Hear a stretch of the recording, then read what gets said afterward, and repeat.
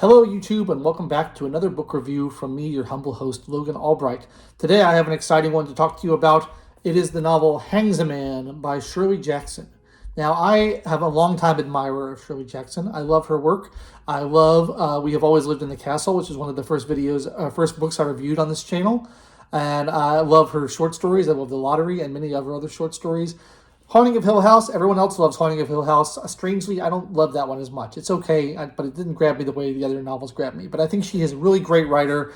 I think she has a very subtle tone. Like the things that she writes about have a lot of subtlety in them, which I really appreciate. And so I really like her work. And I didn't know about this novel at all until I was in a Barnes & Noble browsing through the horror section. And I saw it and I thought, oh, I only knew about Haunting of Hill House and We Have Always Lived in the Castle. I didn't know about Hangsaman. And my previous exposure to Jackson, I owned the Library of America edition of her novels and stories, and I thought that was all that there was. And I was a little bit annoyed at first because I thought, oh, Library of America, they didn't include this short novel. It's very short. It's 200 pages. They could have put that in there. It's a slim volume. Why didn't they include it? And I only just found out that they have released a second volume of Shirley Jackson's writings, including this and several of her other novels that I had not heard about. So I think you can get basically her complete works on Library of America now, which is great because I love that publisher. But this is not a Library of America edition. This is a Penguin Classics edition. And it's a very interesting book. It was published in 1951. It was the second published novel by Shirley Jackson. And it concerns a 17-year-old girl named Natalie who is going away to college for the first time at an all-girls school. Natalie has a very overbearing father who's a writer, and he's very pompous, and he insists that she be a great writer too, and he makes her keep a diary every day, and he very ruthlessly critiques everything that she writes. And it's kind of funny because we see letters between her and her father when she's away at college, and he's actually not a very good writer. He's very pompous and overwrought in his writing. He uses lots of run-on sentences. Her writing is much more simple and elegant, I think, but the father is very critical of it and says she's not a good writer and she needs to get better. She has that kind of relationship with her father. She has a much weaker relationship with her mother. And the relationship between her and her father is very interesting because it's a complicated relationship. At times, he's very dominant and overbearing, and she can tell she doesn't like him, but there's other times where he's very playful and friendly with her, and they adopt kind of characters in the letters they send to each other, and they pretend to be knights and princesses and stuff, and there's sort of a daddy issues thing going on there, which is quite interesting. And the story is a psychological one. It involves Natalie going off to college, and you get a hint right from the very beginning that there's something a little bit off about Natalie. She's very insecure and a little bit prone to depression, and she is prone to these wild fights of fancy. In the first chapter, there aren't really chapters in this book, but in the first section of the book, she's imagining herself being interrogated about a murder by a police detective who's, adamantly insisting that they have evidence that they're going to put her away and her denying everything. And those kind of little interior fantasies give you a clue to what's going on in Natalie's mind. I really like psychological books like this one. I really like books that delve into a character's psychology and have something of an unreliable narrator aspect to them. This novel's told, it's not told from the first person, actually. It's told from the third person, but it's very much from Natalie's viewpoint. And you can tell that the way Natalie perceives the world and relates it to us is not necessarily what's really going on. And I think the novel does a very good job of the show, don't tell idea in writing, where we are told through Natalie's behavior and through her dialogue and through the things that she does what's going on with her mentally, rather than just being given a narrator's description of the inside of her mind, which I think is very effective. And you're never really quite sure what's real and what isn't real in this. And it's sort of odd because it's in the horror section and it's sort of a horror novel, but I wouldn't, if I didn't already know the reputation of Shirley Jackson as a horror writer, I wouldn't have really pegged this as a horror novel for the first 3/4 of it, because it's largely just a very biographical and psychological tale about this coming of age story, this girl going to college and trying to find her way in college for the first time. She's trying to build relationships with her other students. She's ends up forming kind of a friendship and a slightly flirtatious friendship with an older teacher and his wife, and goes to parties there. And she's, it's the 50s, so she's smoking a lot and drinking alcohol and drinking martinis and stuff and getting involved with these people. And it's kind of domestic and a little bit prosaic for the first bit of the novel. And you wouldn't really know it's supposed to be a horror novel, but it's building to something. And I think that's really awesome. And it really goes back to what I was saying in my last video about writing advice on YouTube.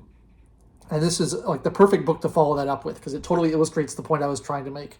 all the writing advice on YouTube that says you got to hook your reader immediately. You got to have action, action, action. Every page has got to have some kind of gripping conflict where, there's a giant robot fighting a space bear. That has to happen all the time, because if it's not happening, your reader's going to get bored and they're going to put the book down and go watch television instead. You got to hook them. You got to hook them. And I totally disagree with that advice. And this is a great example of that, because this book is very slow. It's very slowly paced. Not a lot happens in it. And it's mainly focused on one character's psychology. There's nothing that I would call a hook in it, but I think it's a wonderful novel. I really loved it.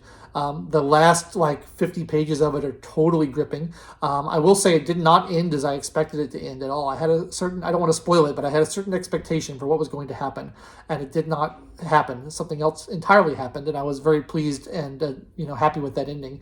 I like being surprised by that sort of thing. So I really thought it was excellent. But it's it shows you a way you can write a really gripping and good novel without having to be action-packed or worried about the readers getting bored. It rewards patience, and it rewards someone who's willing to put in the time to the novel to go through it and really analyze it and digest what it has to say. There's a lot of social commentary about the role of women in society and in marriages. There's a lot of social commentary about the relationship between parents and their children, families. There's social commentary about the relationship between teachers and students and fitting in. None of it is heavy-handed. All of it is subtle. Shirley Jackson is excellent at that. I always say one of my favorite stories of hers is a story about racism called "After You, My Dear Alphonse." I think it's an incredible short story, but it's I don't normally like really heavy-handed social commentary stories about race or about gender or about things like that, because I find them preachy and obnoxious. But Shirley Jackson's story is so subtle and so brilliant, and it kind of illustrates a lot of very important points, but it does it in subtext, which I think is awesome. And she does the same thing here. And you're treated to imaginative flights of fancy by this character, and the line between sanity and madness, which is increasingly blurry as the novel goes on. And that's something I love as well. I love stories about insanity. I love stories about where the main character is slightly off, and you don't really know what's real and what isn't real, and you have to kind of sift through that and parse through it, because I think that's fascinating. I think the topic of the mind and the topic of sanity and insanity is totally fascinating, and I love that sort of thing. And Shirley Jackson has such a great way of sort of conjuring up that slightly misty, cloudy hinterland of the borderline between sanity and insanity. The whole novel feels like it takes place at twilight. You really feel like, I don't know how she really does it, but it's just, to me, the whole thing has a twilight feel. It feels like it's not quite dark out, it's not quite light. Everything's a little bit eerie, everything's a little bit off. It's described in one of the descriptions as Gothic, which I think is accurate, although maybe a little bit misleading, because it's different than a lot of other Gothic novels, but it has a Gothic flavor to it, and I just loved it. I thought it was an excellent, excellent book. Very short, 218 pages in this edition, easy to get through. And with a really, really thrilling conclusion, a really great finale, I thought was excellently written. And, I don't usually read a lot of books that have 17-year-old girls as the protagonist, as the main viewpoint character. It's not something I usually gravitate towards, but I think this was so well done, and I think everything Shirley Jackson does is so well done that I really loved it. So I wanted to highlight it on this channel because I feel like most people who know Shirley Jackson in passing know her from The Haunting of Hill House and The Lottery, and maybe We Have Always Lived in the Castle, but she wrote other things, and I haven't read anything else by her, but apart from the short stories. But I'm now interested to check out her other novels because I thought this one was so good. So if you too, like me, are a Shirley Jackson fan, make sure you don't skip this one because it's a little bit different than her other works. It's not supernatural or ghostly in the way that those are. It's much more interior and about the psychology of the character, but it's great, and I think it's a nice window into 1950s culture as well. It's very much a product of its time in that sense, and if you're interested in that time period, there's a lot to love here. So that's pretty much what I have to say about Shirley Jackson's Hangsaman. The title comes from an old folk song, a ballad that is quoted on the first page, and there's a section that deals with tarot cards towards the end where the hangman features as well. So I guess that's part of where the title comes from.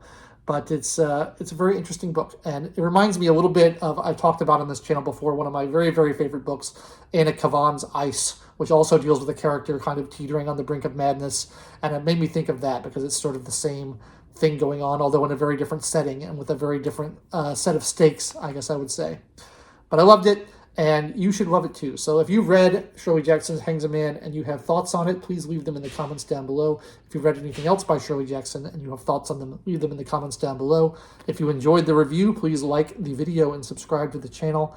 And I will catch you next week with hopefully another book review. I've got a lot of stuff I'm in the middle of reading, so I'm going to try to finish something else up and review it for you next week. Until next time, I've been your host, Logan Albright. Thanks so much for watching, and I'll catch you later.